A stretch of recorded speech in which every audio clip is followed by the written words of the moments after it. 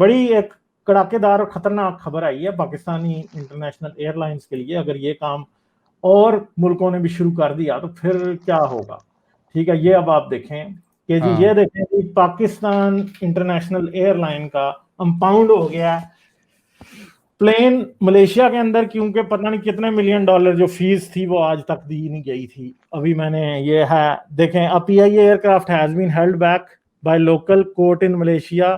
ओ यार, इसने क्या कर दिया। अच्छा हाँ, चलिए ट्विटर ही देख लेते हैं। हाँ अच्छा, held back taking one-sided decision pertaining the legal dispute between PIA and another party pending in a UK court. The passengers are being looked after and alternate arrangements are being made. ये झूठ बोल रहे हैं, मतलब ये अपना narrative पेश कर रहे हैं, मगर ये है कि इन्होंने कोई पैसे नहीं दिए हुए थे किसी के मलेशिया के अंदर। उन्होंने प्लेन जो है वो रोक लिया, प्लेन जो है वो उन्होंने उधर रोक लिया। अब ये केस उछलेगा, बातें होंगी, मगर आपको भी पता है और मुझे भी पता है कि PIA में क्या हालात हैं, कितनी ज्यादा भर्तियां की हुई हैं। PIA, मैं अभी पाकिस्तान में जितना अर्सा रहा हूँ, PIA से मैंने बहुत फ्लाई किया।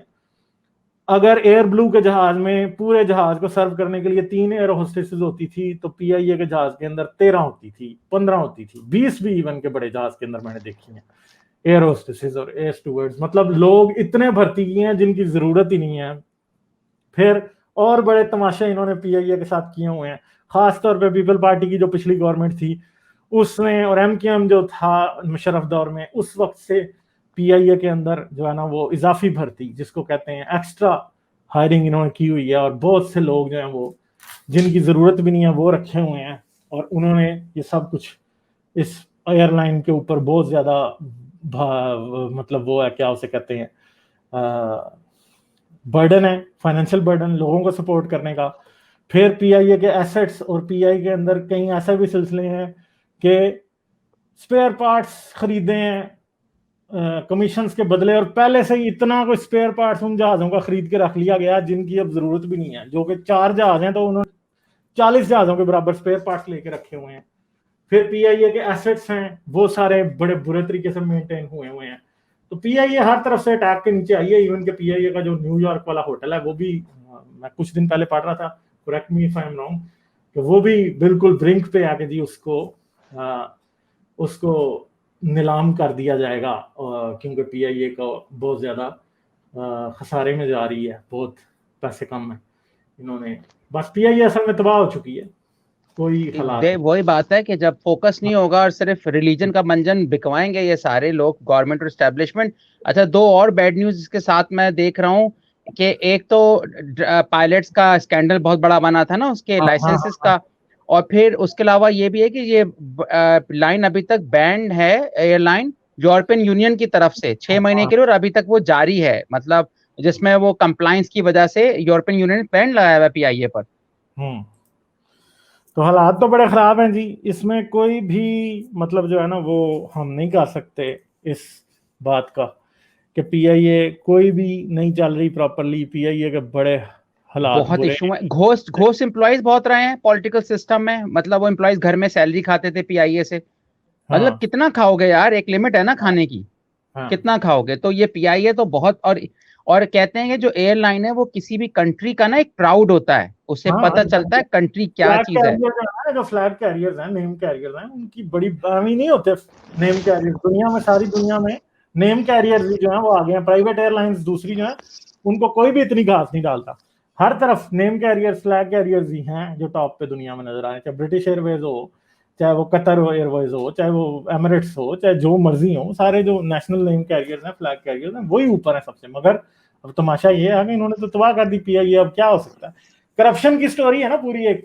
पाकिस्तान में तो ये चीजें ठीक है, मैं तो कहता हूँ इनको कर देना चाहिए प्राइवेटाइज अब, क्योंकि जब तक ये सरकारी हाथों में रहेगी। मगर प्राइवेटाइज करेंगे तो कौन खरीदेगा, आपको भी पता कौन खरीदेगा, मुझे भी पता कौन खरीदेगा। वो चाहते ही हैं कि वो खरीद लें बस।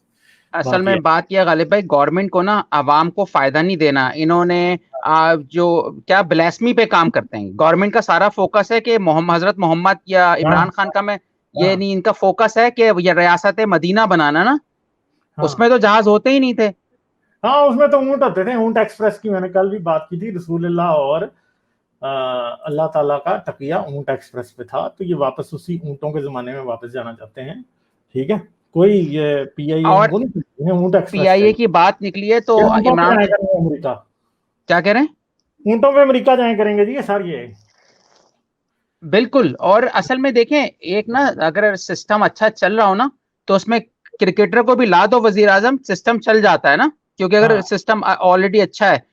तो अब एक पाकिस्तान का सिस्टम ऑलरेडी मैसअप था और उसमें आप एक क्रिकेटर ले आए जो नरगिसियत का शिकार है, जो बिल्कुल ही डॉगमैटिक है।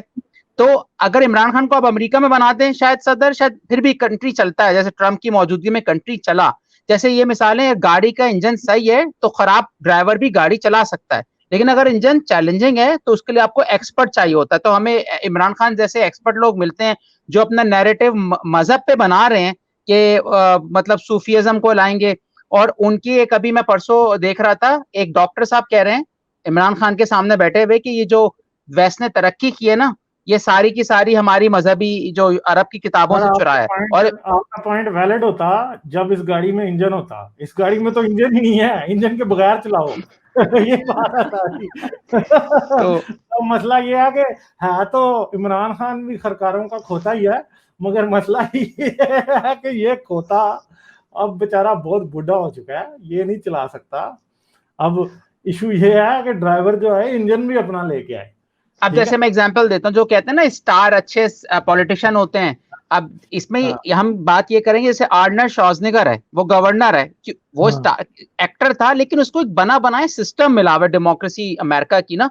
लेकिन पाकिस्तान में आपको रियल पॉलिटिशियन चाहिए, दैट्स माय थॉट। आपको ये नहीं चाहिए जो लंबी लंबी लंबी गुंडियां मारते हैं। आप लाएंगे किधर से रियल पॉलिटिशियन? इधर तो कोई भी नहीं है, कोई जागीरदार है, कोई इंडस्ट्रियलिस्ट है, कोई क्रिकेटर है, कोई भी असल में कोई लीडर तो नहीं है ना, ये सारे ड्रामेबाज हैं। अगर रियल पॉलिटिशियन हुआ गालिब भाई तो गोली लगती है उसको या बम धमाके मर जाता है। एग्जाम्पल बेनजीर। वो भी जिनकी बात है, हाँ बेनजीर का कुछ कहा जा सकता है, मगर मैं तो ज्यादा उसको भी नहीं, भुट्टो साहब को भी मैं कोई समझदार आदमी नहीं समझता, क्योंकि समझदारी का तकाजा था कि वो पाकिस्तान को कुछ बेहतर कर सकता था। तो उसने भी इस्लाम घुसेड़ा इसके अंदर, 73 के आयन में उसने ही तो इस्लामी जमहूरिया करार दिया ना, ठीक है। अयूब खान को तो कोई इस्लाम से गर्ज नहीं था पहले, तो पॉलिटिशियन जो था वो एक डाउनग्रेड था असल में। अब क्या कहा जा सकता है? बस अच्छा, एक जहाज की एक छोटी सी बात मैं कर देता हूँ, जहाज की बात निकल ही गई तो हमारे जो एथियस्ट नहीं है दोस्त इमाम साहब, उन्होंने बड़ी जबरदस्त बात मुझे वॉइस मैसेज भेजा कि वो कहीं सफर कर रहे थे पंजाब में, तो वहां एक तबलीगी ना बस में खड़ा हो गया और कह रहा है कि भाई सफर की दुआ पढ़े साहब, वही जो सखरना हाजा वमा कुन्ना करके है ना, तो ताकि सफर आपका सेफ हो। तो ये इमाम साहब को कुछ खारिश हुई, उन्होंने कहा भाई जुनैद जमशेद का जो जहाज था, ये ऑन रिकॉर्ड है कि जुनैद जमशेद के जहाज में भी सफर की दुआ पड़ी गई, वो जहाज तो गिर गया। जाती है जी, पीआईए का हर जहाज में पड़ी जाती है। तो उसके बाद क्या हुआ, उसके बाद ना तबलीगियों के साथ ज्यादा लोग हो गए, लेकिन इमाम साहब कह रहे हैं मेरे साथ भी 3-4 लोग हाँ हाँ मिलाने लगे, कह रहे हैं हाँ यार इमाम साहब तो बात सही कर रहे हैं। तो क्या हुआ उसके बाद, गैस व्हाट, पूरी बस सुकून से उनका रास्ता गुजरा 2 घंटे, किसी ने कीड़ा नहीं किया कि दुआ पढ़ो। वही बात है, आप लॉजिक से बात करो। हाँ बिल्कुल सही है। चलें सर फिर करते हैं एंड, ठीक है।